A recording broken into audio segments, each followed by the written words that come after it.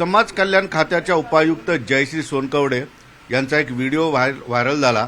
त्या व्हिडिओमध्ये त्या कर्मचाऱ्यांना घरात बोलून त्यांची स्वतःची मसाज, त्यांच्या आईची मसाज आणि घरातली सगळी कामं करायला लावायचा तो व्हिडिओ आल्यामुळे सगळीकडे खळबळ उडालेली आहे। एक महिलेने तो व्हिडिओ बाहेर काढला। तो व्हिडिओ बघून, बातम्या बघून 4 महिला जयश्री सोनकवडे यांच्या विरोधात तक्रार द्यायला आलेल्या आहेत आणि जयश्री सोनकवडे या 4 महिलांचा सुद्धा त्यांनी छळ केलेला आहे। बेकायदेशीर पद्धतीने घरी आणून त्यांच्याकडून वेगवेगळ्या पद्धतीच्या सेवा घेतलेल्या आहेत। ते आता पोलीस स्टेशनला आलेले आहेत आणि त्यांनी समाज कल्याण विभागाचे आयुक्त जे आहेत त्यांच्याकडे सुद्धा तक्रार केलेली आहे। माझ्यासोबत सामाजिक कार्यकर्ते विजय बाऊळ आहेत। विजय, काय म्हणाल, या महिलांचं काय म्हणणं? काल या सगळ्या माता भगिनींनी आम्हाला संपर्क केला आणि या पद्धतीने जयश्री सोनकवडे जे आहेत ते आम्हाला घरी बोलावून घेतात आणि आमच्या इच्छेविरोधात आम्हाला काम करायला लावतात, अशी आमच्याकडे त्यांनी तक्रार केली।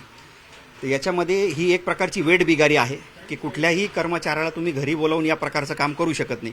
सर्वात पहिले मी या महिलांचं अभिनंदन या ठिकाणी व्यक्त करतो की येणाऱ्या काळामध्ये ज्या वेळेस कुठलाही अधिकारी या प्रकारच्या या कृत्य करण्याचा जेव्हा प्रयत्न करेल तर हे एक एक्झाम्पल सेट होईल की अशा प्रकारे सुद्धा या महिलांना जर कुणी जर त्रास दिला तर हे न्यायालयात जाऊ शकतात, या पोलीस डिपार्टमेंटकडे जाऊ शकतात। यांचे मानवी हक्क आहे, ज्या मानवी हक्काचे या ठिकाणी हे झालेले आहेत, काय कारवाई करायला पाहिजे, काय कारवाई होऊ शकते? याच्यामध्ये कारवाई अशी आहे की हा प्रकार जो आहे वेठबिगारीचा आहे, कायदेशीर कारवाई याच्यावरती व्हायला पाहिजे आणि समाज कल्याण विभागाचं जे काही डिपार्टमेंट आहे त्यांनी त्या संबंधित ज्या काही अधिकारी आहेत ज्यांनी हे कृत्य करण्याचा प्रकार जो केलेला आहे त्यांच्यावरती कायदेशीर कारवाई होऊन त्याचं निलंबन या ठिकाणी व्हायला पाहिजे। महिला आहेत या चौघी या ठिकाणी, ताई काय त्रास दिलेला तुम्हाला? त्यांनी आमच्याकडून हातपाय, सोनकवडे मॅडमनी आमच्याकडून हातपाय चोळून घेतले, मसाज करून घेतली चेहऱ्याची, परत सगळं फर्निचर पुसायला लावले त्यांनी, घासून घुसून सगळे झाडाचे पानं सगळे पुसून घ्यायला लावले त्यांनी आमच्याकडून। मसाज काय एकटीची, आईची पण करायला? आईची बी मसाज करायला लावले त्यांनी आम्हाला, त्यांची बी डोक्याची, सगळे अंगाची मसाज करायला लावायची आम्हाला। पण तुम्ही नाही म्हटलं तर ते काय बोलत होते? ते आम्हाला म्हणायचं का मग नाही तर मी कामाला तुम्हाला काढून टाकू असं म्हणायचे ते।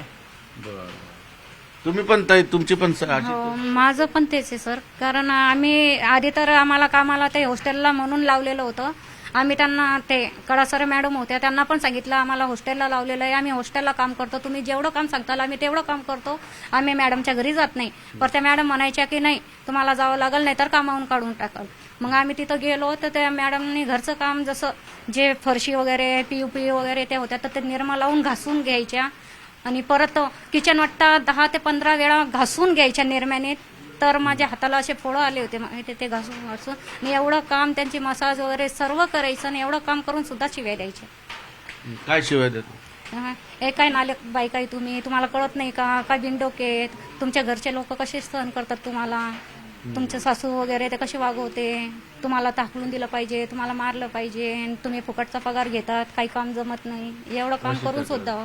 तुमची पण तीच तक्रार? हो सर, माझी पण तीच आहे।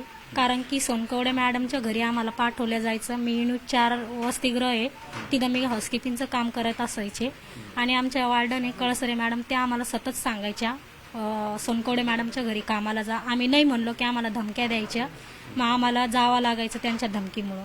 आणि घरी गेले की असं आमच्याकडून म्हणजे असं जनावरासारखं काम करून घ्यायच्या, भिंती घासायच्या, त्यांच्या पायाला लिंबू लावून घ्यायचं नखाला आणि स्वयंपाक करून घ्यायच्या, सगळं म्हणजे असं एवढं अत्याचार केला त्यांनी आमच्यावर।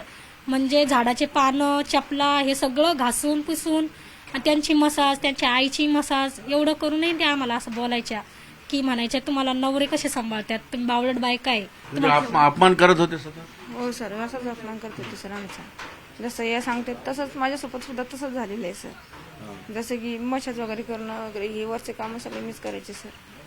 निश्चितपणे आपण या ठिकाणी बघितलं की समाज कल्याण विभाग खऱ्या अर्थानं गोरगरिबांच्या उन्नतीसाठी आहे। गोरगरिबांच्या सरकारने दिलेल्या विविध योजना गोरगरीब पददलितांपर्यंत पोहोचवण्यासाठीचा हा विभाग आहे। मात्र याच विभागाचा एक उपायुक्त जयश्री सोनकवडे अशा पद्धतीने गोरगरिबांना त्या पद्धतीनं त्रास आणि सगळ्या गोष्टींची सेवा जे बेकायदेशीर आहे करून घेणं आणि त्यांना विविध पद्धतीच्या शिव्या देणं, याकडे खरंच समाज कल्याण विभागाने दुर्लक्ष करायला नको। या महिलांचा आवाज आता उठलेला आहे, आणखी बऱ्याच महिला येऊ शकतात। सुरुवातीला 1 महिला बाहेर आली, आता 4 महिला आल्या, अजून सुद्धा महिला येण्याची शक्यता आहे। त्यामुळे समाज कल्याण विभागाने जयश्री सोनकवडे यांच्यावर कडक कारवाई करावी ही मागणी आता या पीडित महिलांची आहे। सुधीर जाधवसह सिद्धार्थ गोदाम, न्यूज 18 लोकमत, छत्रपती संभाजीनगर।